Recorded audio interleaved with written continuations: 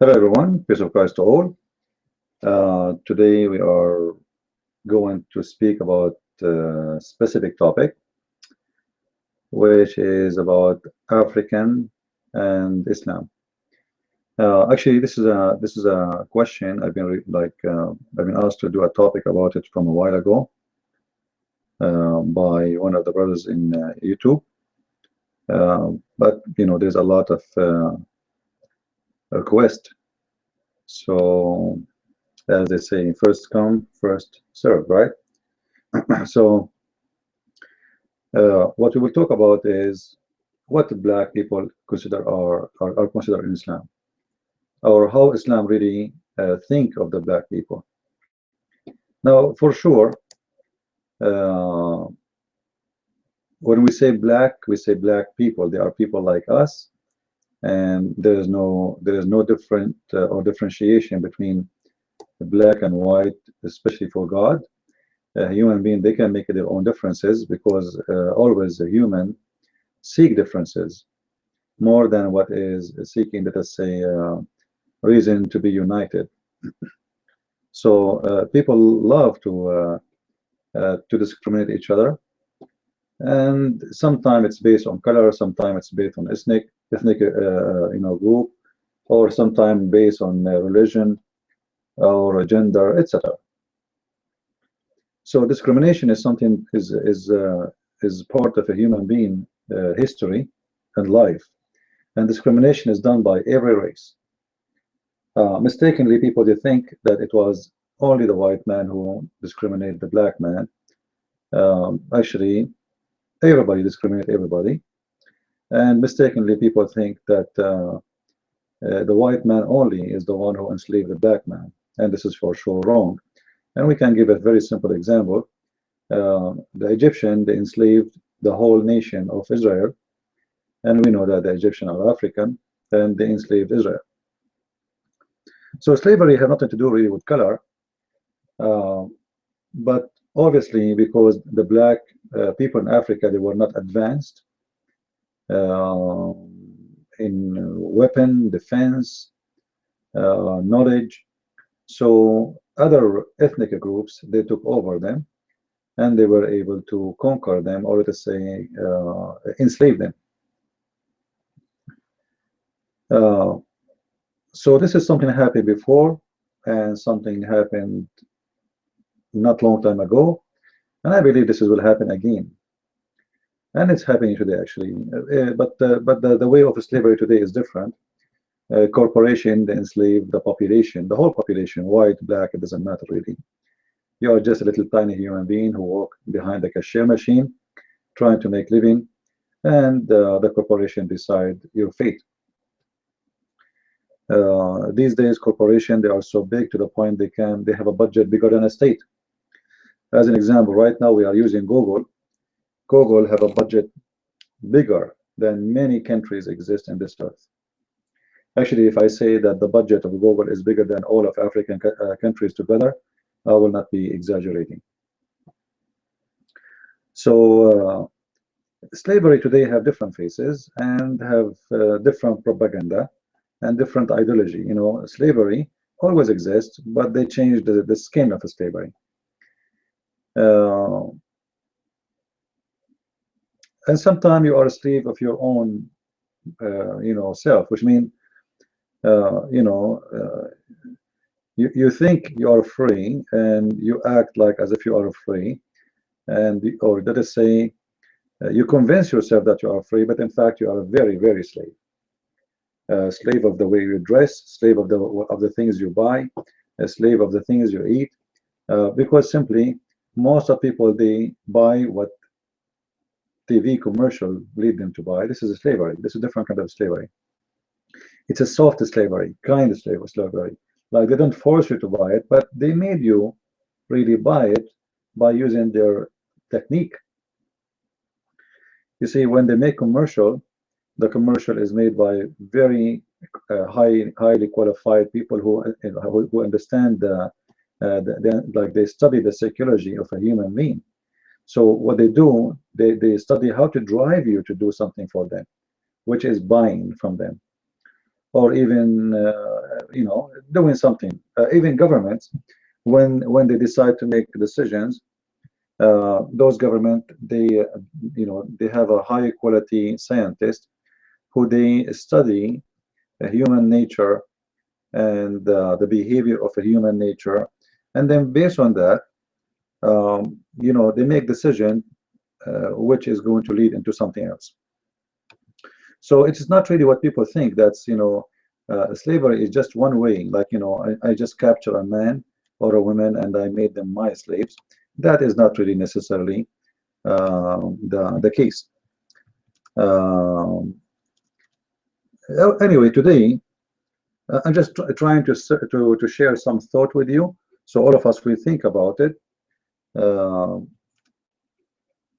because we don't want people to believe that we are out of slavery. We are still living in the slavery right now, and we will always be living in the slavery until the kingdom of God comes. And as I said, the reason is the greed of the man.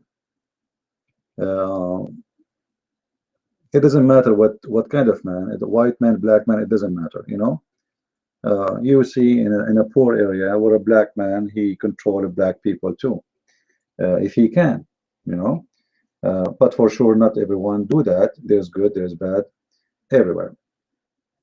So now what we will talk about, and this is my topic actually, it's about Islam and slavery. Before I made many videos actually about it, and my book, The Deception of Allah, I'm not sure how many of you have it. You can get it from Amazon.com. I have a big chapter about slavery in my book, especially about Bilal, because Bilal, the Muslim, they use his name to deceive the African American, to make them, and African in general actually, to make them believe that Islam do not differentiate between black and white.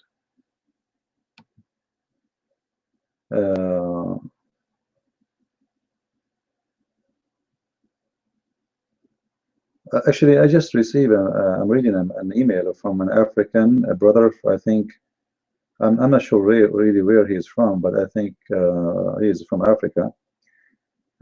Actually, he's from Nigeria, from the city of Ibadan, Nigeria. And he is saying to me, I have learned a lot. God bless you. I would be glad if we have a shop of your book in Nigeria so we can access it, etc.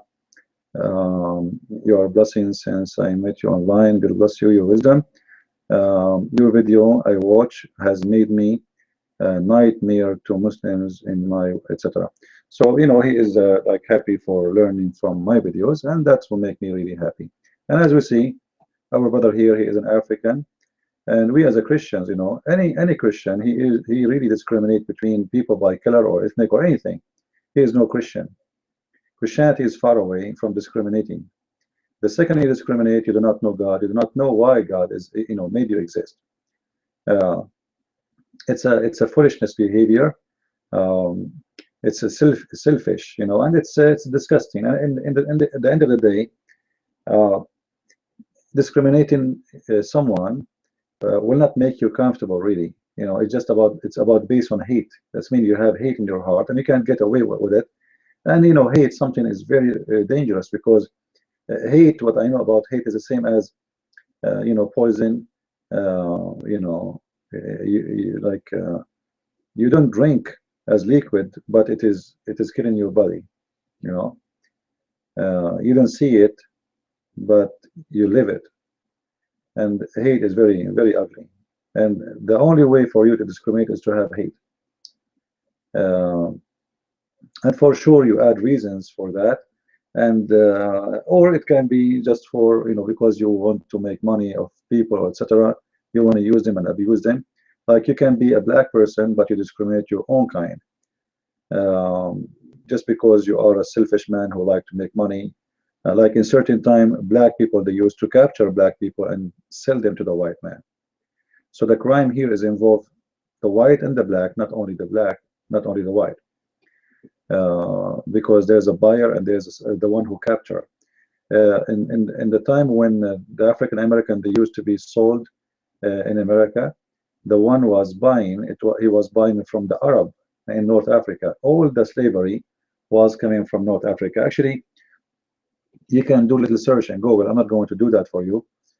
There's tons of source of that, and you will see how the Arab African they use to capture, especially Morocco, Algeria, Libya, etc. Especially Morocco, actually, because they are very close from Spain. You know, there's a few kilometers in the water between Spain, the Spanish shore and Morocco. So it was a very, very busy market for slavery, which is Morocco. So now we want to see how Islam look at African Americans specifically, not just in slaves, because there's slaves. As we said, in the old days, there's slaves, even there's white slaves. The Roman, they used to own all kinds of slaves. You know, you lose your property, you became a slave of somebody. That doesn't matter if your eyes is blue or if you are black. A slave is a slave. And there is many books you can read about that. You will see even those who they used to be one day a prince, the Caesar, he got angry from him, he make him a slave. So slavery was kind of a lifestyle for some time. In the same time, Muslims today, they brag too much about, or they speak too much about how wonderful Islam was regarding dealing with the African slaves. So we want to see here really. I'm going to show you what Muslims consider the good side, just to be sure I'm not picking up my cherries, and we will show everything. In front of us here we have a hadith, and for those who do not know what hadith mean a speech made by Muhammad, and this speech is recorded, and Muslims collect it in the books. This is why it's called hadith book. Now, this is the book of Sunan Ibn Dawud. By the way, the hadith book is six. I mean, the hadith book are many actually, but there's six collections. Six collection is considered correct. Six of them, you know, like Sahih Bukhari, Sahih Muslim, At-Tirmidhi, Abu Dawud. You know, what I mentioned: At-Tirmidhi, Ibn Dawud, Sahih Muslim, Al-Bukhari.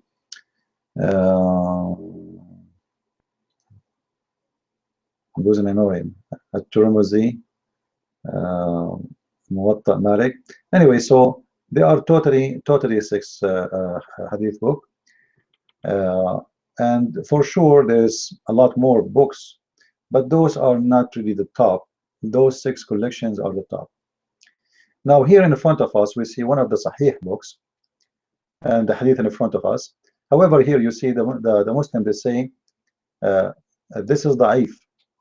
Da'if in Arabic mean weak, but weak doesn't mean it's not good. Weak still. I played a video about it. You can search in YouTube. There is a video made by a guy. His name Sheikh Hamza. Just type Sheikh Hamza weak hadith, and you will see his speech, and he will explain to you that weak hadith in Islam does not mean it is bad. Actually, it means it pass. It pass. All right.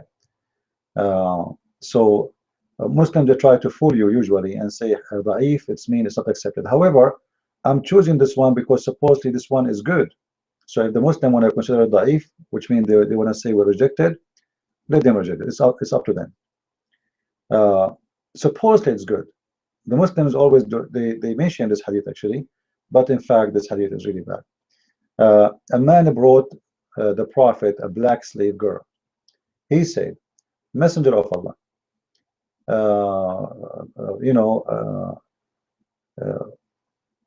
on me I have like a duty of to free as like a believing slave. It's due on me. He asked her, which means the messenger, he asked the woman, the slave, the black slave. Where is Allah? She pointed her fingers to heaven, and then he asked her, "Who am I?" She pointed to the Prophet, all right, and to the heaven. Look, obviously, this girl, you know, she understands a little bit of Arabic, but she don't speak Arabic. This is why she is not talking. Which mean she is saying, which mean that to say, you are the messenger of Allah. He then said, set her free, she is a believer. Now, if you analyze this hadith, you will see how bad it is, because this black slave, she was granted freedom because she is a believer. So Muhammad, he had to go through examination step by step, and you will notice here that Muhammad, he told them and he encouraged them to free believing slaves. Believing slave, not any slave, believing slave. So which means the release of a slave in Islam have to do with joining Islam. And I believe this was one of the way of Muhammad propaganda, especially in the beginning, to increase the number of Muslims. Because the news now will say is, you know what, if you are a black slave and you want to earn your freedom, became a believer slave. So it was a very evil plan to make people convert. You know, imagine yourself, you are a slave. You know what slave means? I think it's something disgusting, right? Especially if you are a female, where people rape you, your dignity is lost. Anyone he can take you, your master can lend you out as if you are a sex toy. They can use you anywhere. He can force you into prostitution. Actually, the Quran says that. So the Quran says, force not your girls into prostitution if they choose a chastity, which means if a slave girl, she chooses chastity, force her not. But if she is okay with it, that's fine then. But if you force them, Allah is all merciful.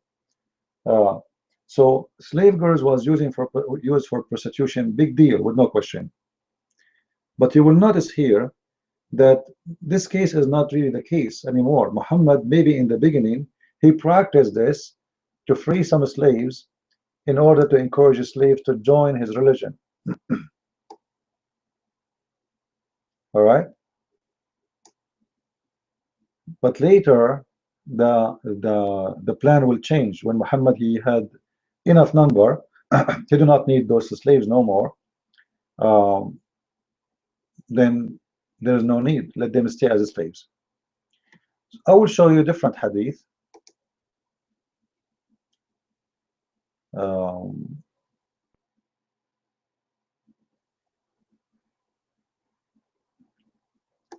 You will see here Muhammad in his house, all his servants are black slaves, like we know about Bilal, very well known. But in this case here, you will see, I came and behold, Allah Messenger was staying on the mashraba. It's like a high place. And the black slave of Allah Messenger was at the top of its stairs. So what Muhammad he have in his house? He have a black slave. He's not a black man, he is a black slave. So Muhammad, he owns slaves who live in his house, and this is not a secret. And actually one of the names of Muhammad was Ba'i'ul Abid. Ba'i'ul Abid, which means he sells slaves. And actually I will show you some hadith about that. So you see here that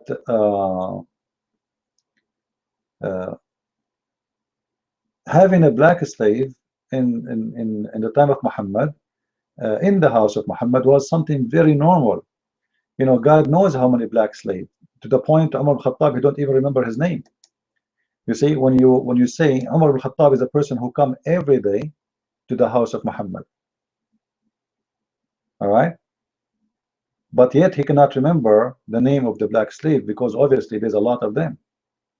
And a black slave of Allah Messenger was in the top of its stairs. So how many black slaves Muhammad has? We do not know. All right. Let us see different hadith.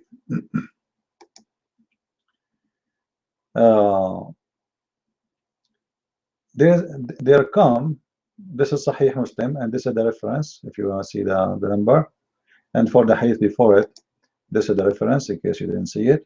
All right, let's go back. There came a slave and the pledge in the Eid, which means the festival, the holy festival for the Muslims, allegiance to Allah apostle, which means he converted to Islam. All right. He, the Holy Prophet, did not know that he was a slave. So look here, you see, this is what I told you. Slaves, they heard that if they convert to Islam, then freedom, Muhammad, he will work to free them.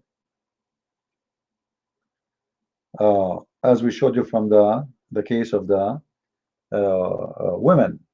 By the way, guys, if you have a question, you can send the question in the right side. Like I have the question from Sahih Noam. He is saying, does it Abid mean a black slave? Abid mean two words at the same time. It means black and slave at the same time. So when you say the word Abid, you mean automatically a black person. However, the Arab, in order to humiliate themselves in front of God, they call themselves Abdullah, which means he make himself equal to the lowest, equal to a black slave in front of Allah. All right. So a Muslim, he have no problem to be called the Abid, like he's insulting himself actually when he call himself Abid. It's an insult. It is like a way of being very, very, very humble. So you say, I am Abid of Allah, like I am like a black slave. All right. So actually, this is a racist phrase Muslims use to humiliate themselves in front of Allah, but he will not accept you to call him Abd of someone else. Remember, Abdullah, it's fine for them, but Abd to a different man, no. Which means it's an insult to be called Abd. In this case here, what we see, this man, he came and he pledged to Muhammad, promising him to immigrate with him and to be a Muslim, to migrate with him to a different city.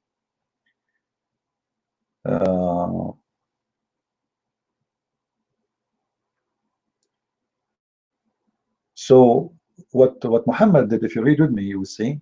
I hope that the screen is clear. Let me see how clear the hadith is. Tell me, guys, if the hadith not clear on the screen on your side. Let me know. Maybe I need to make it bigger a little bit. All right, maybe this is better. You will see here Muhammad. So he did not tell him I am a slave. See, the slave guy, he have a plan. All right, he just told him, Muhammad, I became a Muslim, I want to be with you, etc. Then there come his master, and he demand him back. So the guy is trying to escape being a slave. He want to go with Muhammad to migrate. You see the plan? Obviously, the slave is not really interested of Muhammad. He wanna get his freedom. He's buying his freedom by joining Muhammad. Whereupon Allah apostle said, sell him to me. Here we go. The bargain start. And he bought him for 2 black slaves. Here we have to stop and think about it.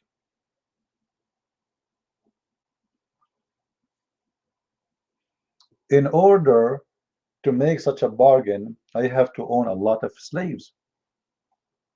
And what kind of slaves I have? I have a black slaves. Sell him to me. And he bought him for a black slave. He did not pay money. Muhammad did not pay money. Muhammad paid back by 2 human beings. And here we see the hypocrisy of Muslims when they speak about freeing slaves. it's obvious that all what Muhammad wants, he wants slave to join him because he's very short in number, and that was a plan. Later he will use them as a fighters. But those people, they have nothing, they have no family. They are captured from Africa. Simply imagine yourself in that situation. You are no one. Sadly, you are taken out of your roots and you are put in there, and now it's time to survive. So now you have a new master. You might call yourself a free, but who dare now to leave Muhammad? Who dare to leave Muhammad? Muhammad, he bought him for 2 slaves. So obviously he is a slave again. But now he is going to live supposedly as a free man, but under the command of Muhammad to do whatever Muhammad wants. For sure, later he will be killed, fighting for Muhammad. And he did not, afterward, take allegiance from anyone until had asked him whether he was a slave or a free man. You see here, this is what I said. Muhammad, afterward, later when he have enough people, Muhammad, he stopped this thing. He can't afford it no more. He have enough people now. I'm not going to free all the black slaves. All right. The first thing I will ask you, if you come to become a convert, I'm going to ask you, are you a slave? But we saw in the hadith before here, when the black slave woman came to him, he asked her, he know that she is a slave, and he know that she is owned by someone, but now he will not pay for it from his pocket. All right. So if she is a Muslim, well, let us free her as long you are the one who will pay, which means the owner. But Muhammad himself, he will free them. That is a problem now. All right, as we see here. So afterward, which means after he had more than what he can have, he changed the plan. Not every slave we will free. So when you come to me and says, I want to convert, I will ask you first, are you a slave? All right. Otherwise, ask yourself, why Muhammad don't accept them even if they, somebody want to convert? What's wrong if he is a slave or not? Why you don't accept him unless he is a free? Obviously, because now if he convert, he have to do what he did to others, and he have to free him or buy him, and he will become the new master. So Muhammad, he had that plan for a while until he had more than enough numbers of slaves, and then he had to stop doing this. But the most important here in this hadith, that Muhammad is exchanging slaves by slaves. So it's like a stock market. In order to deal with it, to have a business in the stock market, I have to buy stocks. And Muhammad, he owns slaves and he sells slaves. And as I said, one of Muhammad's names was Ba'i al-Abid, the one who sells slaves. Now we go to different hadith here.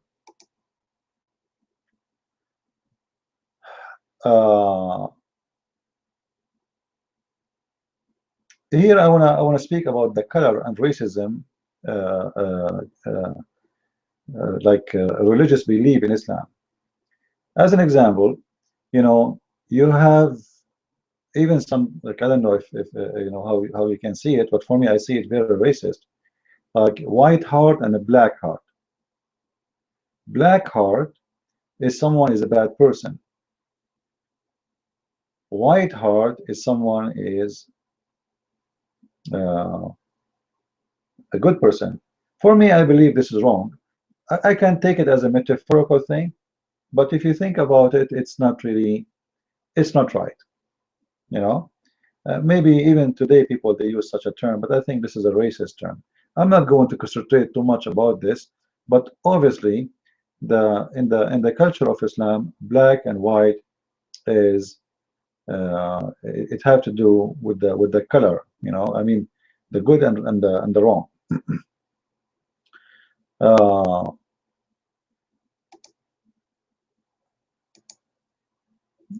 let us see here this hadith.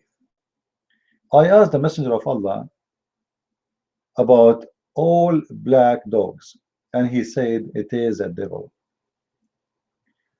It's very clear and very well known that Muhammad, he ordered to kill black dogs. All right? Any dog is black who should be killed. But what is the reason? What is the secret behind killing black dogs? By the way, not only black dogs, black cats, black horse. If the animal is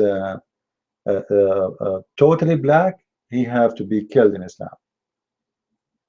So if you have a horse does not have any spot of white in his body, his face, somewhere, that should be killed. Totally black is a devil. And this is what we see here in this case. In this case here, black dog should be killed. They are not talking just about a black dog. They're talking about a black dog which is totally black, or a black cat. If you see a black cat, according to Islam, should be killed. Now, if the black cat have some white in it, or in the neck, like if she is lucky, have some white or other color, she can survive. They will not kill her. But if she is if the cat totally white, totally black, sorry, then the death is a must. Now, if we think about this, the black dog is a devil, and this is the prophet of Allah, who is supposedly don't say things from his own desire. He is said by or base of the teaching of Allah.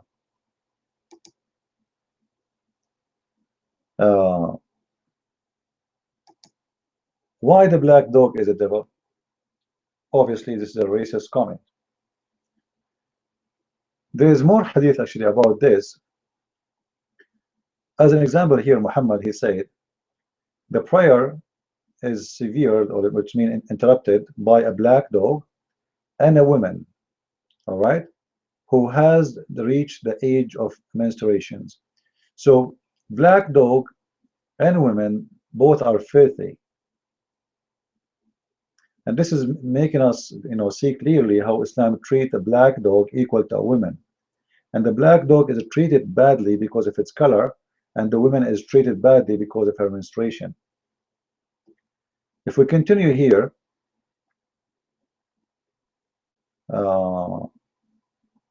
you will see here that the things which disturb the Muslim prayer is the three things. If somebody passed by the back of the saddle in his prayer, would cut off his passing on an ass, on a woman, and a black dog. So three things they disturb the prayer, which is a horse and a woman or a camel, or even a camel or a horse or a black dog. And here you will see somebody asking Muhammad, what about the black dog? He asked him, what is the difference between the black dog and the red dog? And actually, I believe this hadith is very extremely important. And this is the reference here for those who are seeking reference. The reason I say very important, because this is telling us the mentality of Muhammad clearly about racism. After Muhammad he said that, the reporter, he was asked by his nephew, he said to him, "Oh, Abu Dharr." Abu Dharr is one of the companions of Muhammad who always used to carry his hadith. What features is there in the black dog which distinguish it from the red dog, the yellow dog? He said, "O son of my brother, I asked the Messenger of Allah as you asking me, and he said, the black dog is a devil." So what is the distinguish between this dog and other dogs? Like what the problem with the black dog? Why there's no problem with the yellow dog or the red dog? What is this distinguish between them? The distinguish between a black dog and red dog, it is the color. So the black dog is a devil. So the devil have a color. Obviously, the devil in Islam have a color, and that is the black. If you are a black, you have the color of the devil. And I don't mean to insult anyone who is black. I'm just telling you what Muhammad he said. So don't be offended, okay? I believe being evil have nothing to do with your color. It's very stupid, actually. And me myself, I have one of my best brothers I ever met in my life. He is a black person, and if I tell you that this person is the best thing happened to me in my life, you will not believe it. He is really a wonderful person, and he is a black man. Actually, once I left my house, and I thought I closed the garage. I have my neighbor. He's a black man. Uh, he sat in the front of his house just to guard the garage until I came back to be sure nobody will get in. And when I came in, I found the garage door open. Uh, he said, "Man, you are late. You know, I'm sitting all the time just to be sure nobody get in." I don't know what to say to him, really, you know, because simply garage door is open, the house is open. And look how nice he is, how decent, how good man he is. So being a black, being white, there's bad, there's good everywhere. Some people they might say to you, uh, why then there's high crimes between black people, as an example, in America? Well, you need to understand that there's many still they are living. They did not get into the education. Education is bad, you know, because uh, you know, family is the root of everything. So if you have any educated family, if you have a background of an educated family where the mother, she don't know who is the father, and there's no husband, and there's no family, the way of family, then what do you expect from the child?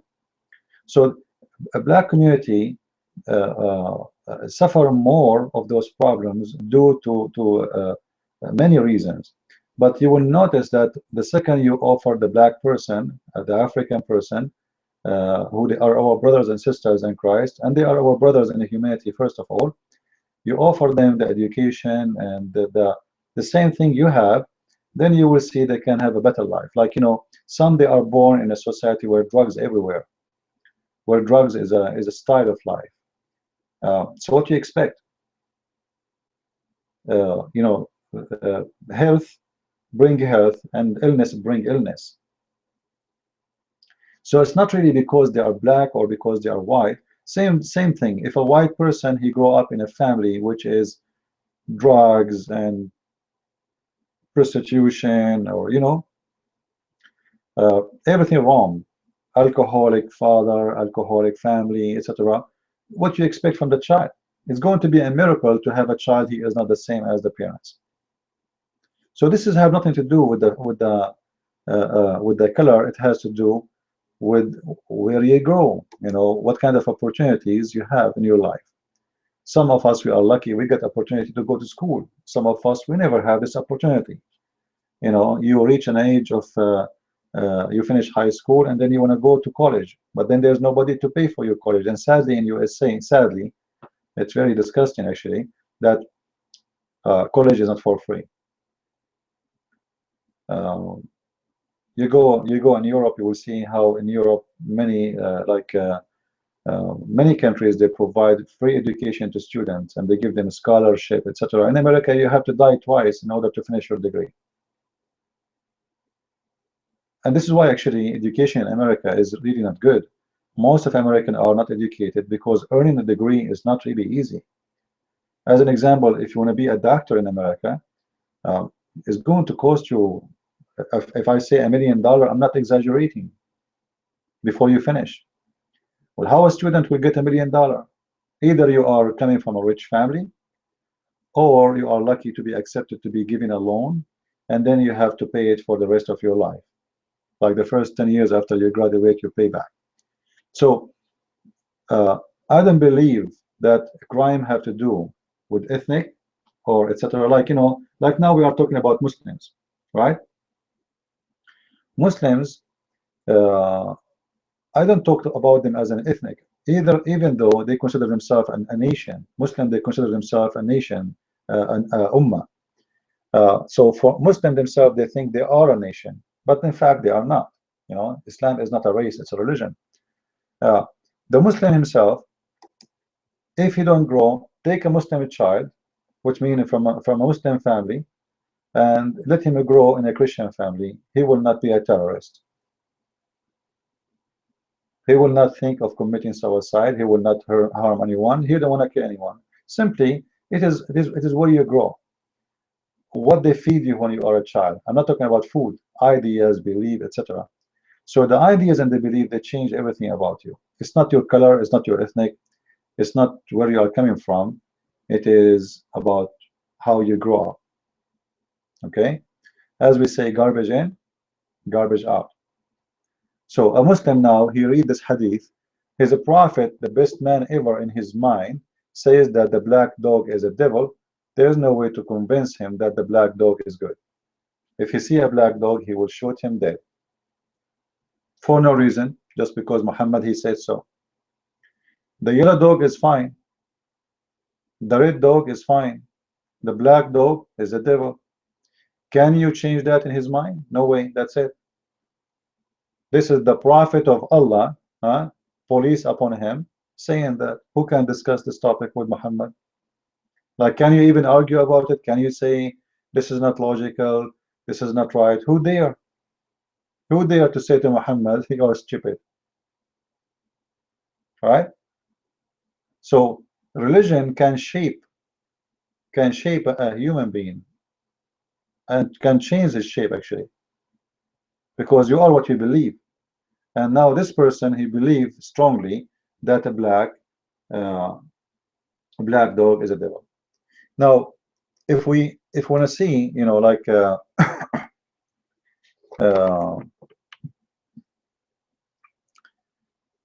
there's a hadith about Muhammad. He saw in his dream a man who is destroying the Kaaba. A man who is destroying the Kaaba, and he was an African. Let me remember the hadith, what it says in Arabic, so I can search it. What it says, and this is how I find the hadith, by the way. Sometimes it's very hard to remember everything.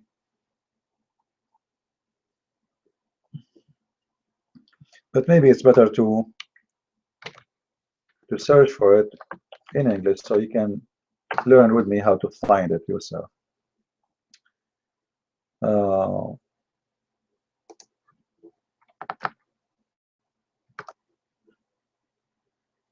Let us see.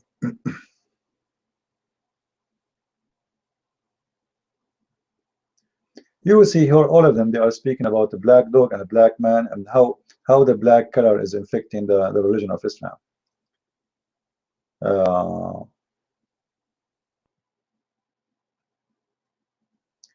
Actually, here there is a story I would like to share with you, which I find really funny. Before we go to the Satan issue, a man here, he came to Muhammad and he said to him, my wife, she gave birth to a black boy, and in our house, in our families, we don't have anyone black. So Muhammad, he said to him, do you have camels? The man, he said yes. He said, what its color? He said red. He said, does it have a black? Like, you can read in English if I'm reading Arabic. He said, no, there's not even one of them are black, but there is some of them have like colors, you know, mixed. You know, so then he said, so how does it happen?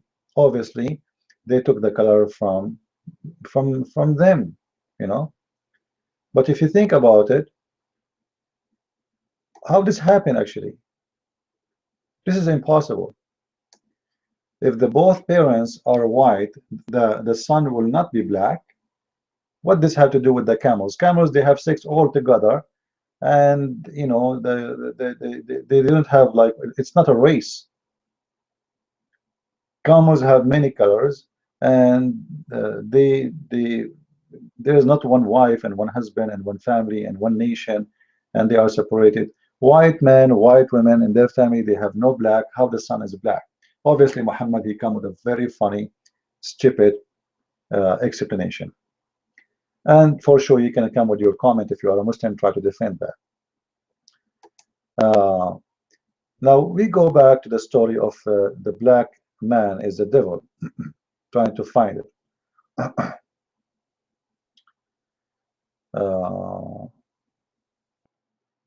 Let us see.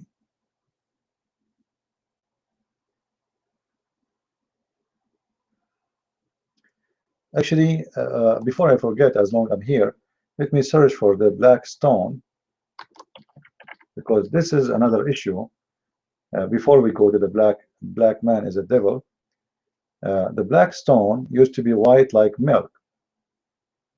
All right, the black stone, as you know, is a stone supposedly is coming from the paradise, and the sin of mankind made the black stone white. Actually, here we go. We found the black person who is destroying the Kaaba. This is the devil. This is Sahih al-Bukhari, and this is the reference in the front of your eyes. The Prophet said, as if I were looking at him, a black person with thin legs blocking the stones of the Kaaba one after one. All right, and here he is describing the devil. The devil, his target and his dream is to destroy the Kaaba. All right, the title of the hadith actually, an army will attack the Kaaba and is going to they will be destroyed.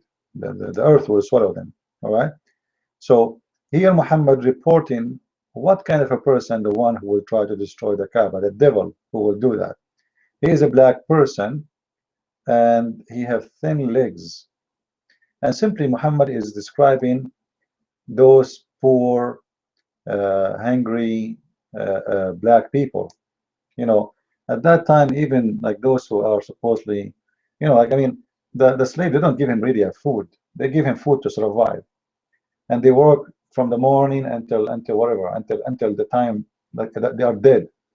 So they are very thin. They are not really the healthy one you think. So he's describing a black slave who is the one who will destroy the Kaaba. And that is telling us Muhammad always he see the evil one as a black person. Like, why the devil is not a white man? Why the devil who will control the Kaaba or destroy the Kaaba is not a white man? It doesn't make sense. He is a white man? No, he is a black man. All right. So this is about the black. Here we go. If you read this hadith with me here, and I believe this hadith is very dangerous actually, and I encourage people to learn it and to take reference. This is the numbers. All right, you can type those numbers in the internet. Actually, the best way to find a hadith, just to teach you how, just try to memorize a sentence of it, like something unique about it, and then search for it and you will find it. All right, like the black stone descended from paradise. All right, so Allah Messenger said the black stone descended from the paradise and it was more white than milk. Then it was blackened by the sin of the children of Adam. Now, if you think about it, maybe some of you are like, let us say, you don't see it the way I see it. I see it very ugly, and the reason I say that because what he's saying here, that the reason for the black stone to turn black, it was the sin.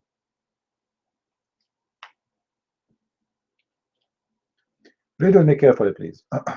It used to be, it was more white than milk. It was very white, more than milk.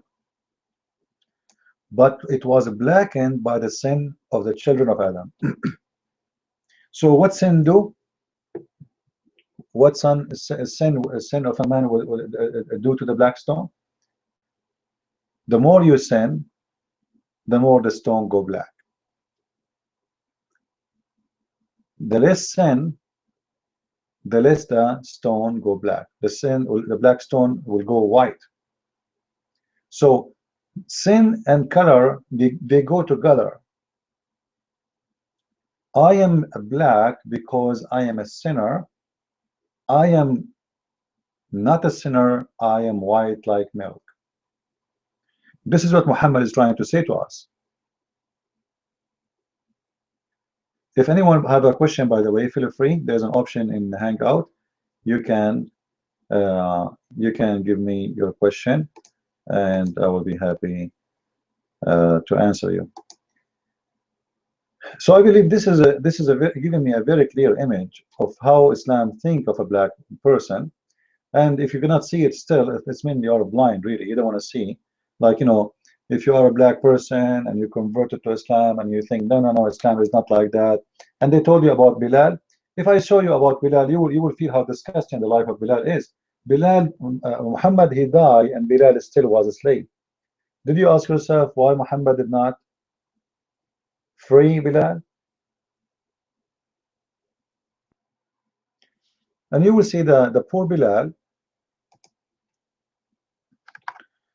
If I type Bilal, you will see a lot of hadith about Bilal. But Bilal simply, this is a different one. Bilal is a servant, you know. Prepare for us the food, Bilal. Clean the food, Bilal. You know, and Muhammad, he keeps saying things to Bilal, but Muhammad is simply, he don't care really for Bilal. Like, as an example,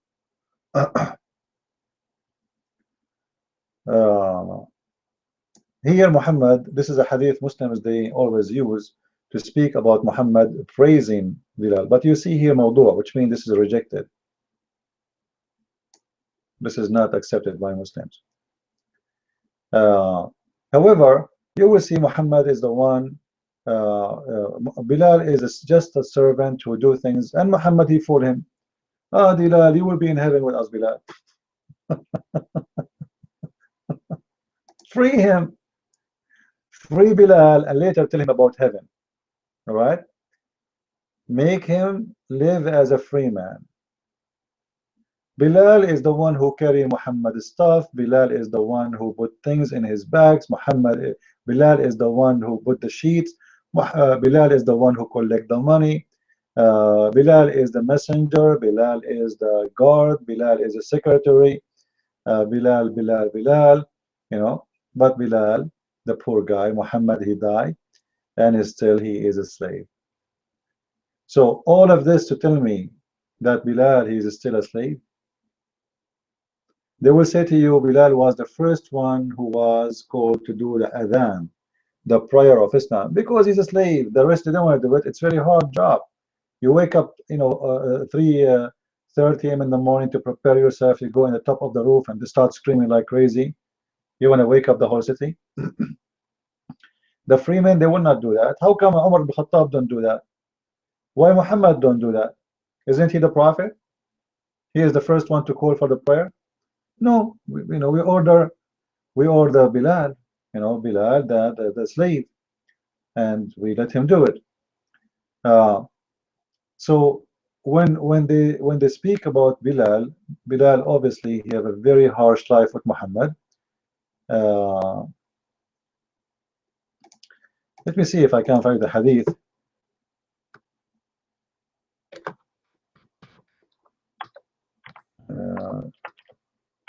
Where he come to Abu Bakr. He come to Abu Bakr. Bilal, he come to Abu Bakr and he asked him, if you bought me for yourself, here we go. If you bought me for yourself, all right, well, you know what? Keep me for yourself. But if you bought me for Allah, free me for Allah. And this is after the death of Muhammad. Muhammad is dead right now. This is why Bilal is asking Abu Bakr to free him, because Bilal was a gift from Abu Bakr. When Muhammad he died, Abu Bakr is in charge. The master is still Abu Bakr. So Muhammad he died, and still Bilal is a slave. So Bilal is saying to him, you know what? If you have bought me for yourself, keep me for yourself. But if you have bought me for the sake of, for Allah's sake, then leave me for Allah's sake, for Allah's work. Here we go, I convert to Islam, I'm serving the Prophet all my life, you know, I became an old man, still I'm serving him, and I serve Islam. Why you don't free me? And you will notice here how much he is desperate to be freed, to the point he cannot take it no more. He is saying to his master that, and you know that can come with a bad punishment. Now the question here, why Muhammad did not free him? Maybe he liked him too much. Now one more thing we will talk about, actually we almost recover many things. If you go to chapter 82 verse number sorry, chapter 27 verse number 82, chapter of the ants, in this chapter you will see it talk about the beast. The beast will come from the ground, the emergence of the beast from the earth. Now once a person, he says to me in YouTube, we spoke about this beast. He said, what's wrong with this beast? There's nothing wrong. The Bible speaks about the beast, but you know, obviously some people, they are really ignorant. When the Bible speaks about the beast, speak about evil, not good. The beast, it's called beast because it's not good. And then this guy, he said to me, well, isn't it that the Bible talk about all kinds of animals, called them beast? This is not what we are talking about. This is not an animal like a wolf or fox or no. This is a beast who will come and teach Quran. This is a beast who will come from the ground to do something for Allah. This is a beast, actually, he is a messenger of Allah. All right, let's see if we can extend this thing here so we can see all the text. For some reason this text is not coming perfectly. Anyway, you can just search in your Google, copy this, the emergence of the beast of the earth, and maybe you type next to it Ibn Kathir and you will see this page. This beast will come from the ground, and this beast have a very funny story, which is nothing but like a fairy tale story. This beast is going to have the stick of Moses and the ring of Solomon, and is going to hit the believer in his forehead with the stick of Moses, and he will turn to be a white person. And he is going to hit the disbeliever with the ring of Solomon, and he will turn to be a black person. You can read the whole thing, but you know, just to save our time from this, I'm going to go where it says that. Here we go. تخرج دابة من الأرض ومعها عصا موسى وخاتم سليمان.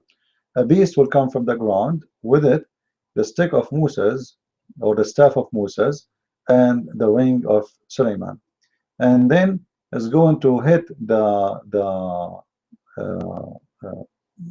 like was going to box you for the infidel with the ring. Sorry, is going to hit the infidel بالعصا and تجلي وجه المؤمن بالخاتم. Sorry, I was mistaken about this here. I think it says that you will hit the translation.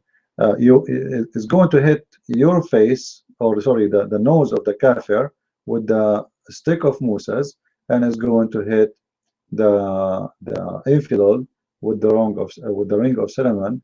And simply what will happen to the kafir, he will turn to be black, and what will happen to the believer, he will turn to be white.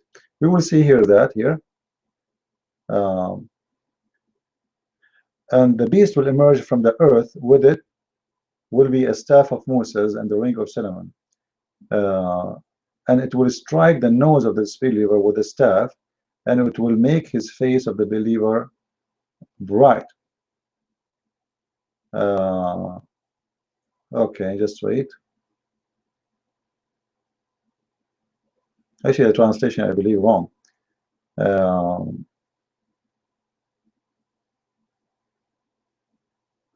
Because the one who will make it, as I see it here, the one who will make the one white, this believer will be black for sure, and the believer will be white. but in here about the translation of the what will make it white. And here it says is going to hit the nose of the kafir by the stick of Moses. So the one who will make his face black actually should be the stick of Moses. However, this is what the translation say in front of you. I will try to make better translation when I make my notes in the coming translation for the Quran. So, and it will be strike the nose of the disbelievers with the staff, and it will make the face of the believer bright with the ring. Here we go. Yeah. So the ring will make the believer, and here the translation says bright. All right. The fact the bright here is about being white, very white. And if we go down, we will see that. Even though the Muslim translation tried to make it look nicer. Now here you will see the description of this beast. Before we continue in this try, you will see this description is coming from the Bible. You know, the Bible speak about the beast. You will see Muhammad here is stealing a story from the Bible, which has nothing to do with Muhammad. He is saying here, its head like the head of bull, its eyes is like the eyes of a pig, its ears like the ears of an elephant, its horns like the horns of a stag, neck like the neck of an ostrich, chest like the chest of a lion, its color like the color of tiger, hands like, etc. You know, you can read the whole story. So obviously Muhammad is stealing from the book of Revelation, you know, the description of the beast, and you can compare yourself and see how funny Muhammad is, because there it's about a beast who is not good. Here it's about something beast is good. As you see, this beast will make the bad ones black and the good ones white. Then he continue here. It will bring out with it the staff of Moses and the ring of Solomon. All right. So this is a beast given by Allah, the two authority, the authority of Moses and the authority of Solomon. What does that mean? The staff of Moses, if you think about it, the old Egyptian, they thought Moses' staff is a staff of magic. Obviously Muhammad, he think the staff of Moses can do magic, and this is why he mentioned the ring of Solomon, because if you remember, Solomon has a ring, and that ring can control the genie and even mankind. So the ring of Solomon and the staff of Moses is simply nothing but a control of magic, and there will be no believer left without it, making a white spot in his face, which will spread until his face was shining white. You see, when we said that before that it's going to be bright, what they mean by bright, that the believer will become shining white. So in heaven, and you will see that the disbelievers, Allah will turn them black. All right, you do me, and there will be no disbeliever left without making it a black spot in his face, which will spread until his face is black. This is literally black, physically black, not metaphorical. So Allah will separate the believers and the disbelievers by color. All the good ones will be white, all the bad ones will be black, as you see in the front of your eyes. All right. So how much racism we can see, how much proof we need to prove that this is a racist religion? Why I cannot enter heaven unless I am white? Why Allah will make everybody before they enter heaven white? Why the Muslims, all of them, before they enter heaven, they should turn into white color? And why all the disbelievers who refuse Muhammad and Islam, Allah will make them black? Isn't it obvious that this is about, you know, racism? So it depends how much, you know, honest you are. If you cannot see it, I believe you are blind. However, I advise you, if you want to read more about you know, racism in Islam, you can read my book, The Deception of Allah, and you will see there I have a big chapter in my book regarding this, you know, this issue, showing you more and more reference so you can you debate about it. Especially if you are an African American, I advise you, you know, to share this video with your friends, and to you know, to like learn from it, take notes, and use it as a great tool to debate Muslims about those issues. Obviously, the God who don't accept me to get into his heaven unless I am white, this is not a good God, and this is not even a justice. What my color have to do with me being in heaven? And why all disbelievers Allah? Obviously, being a black is a punishment. Obviously, in Islam, being a black is a punishment, as you see, because the one who will turn black is the disbelievers. Allah making all the believers white and all the disbelievers black. So you will spend your eternity in hell as a black person, and the Muslim, they will spend their eternity in heaven as white person. All right? How many more proofs I need to provide to show you that this is a very evil, racist religion? I think I cannot do more. With this, I will say thank you for being with us, and I want to say thank you for those who did donate. We have our donation.